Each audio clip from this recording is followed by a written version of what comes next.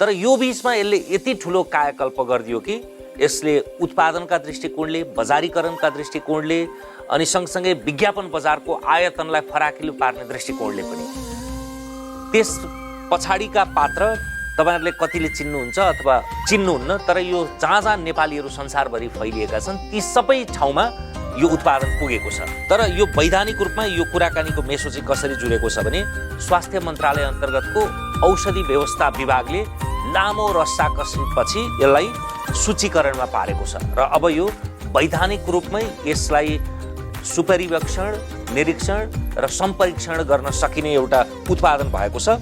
हामी यही श्रीकेश तेलको अन्तर्कथाका विषयमा यसका रचनाकार, परिकल्पनाकार, भाष्यकारसँग संवाद गर्दैछौँ। स्वागत छ। कपालहरू पनि झर्न चाहिँ अलिकति बन्द भयो। मेरो नत्र कपाल झर्थ्यो नि होइन, तर उहाँलाई चाहिँ यो त्यति बेला अलिकति नेगेटिभ प्रचार भयो।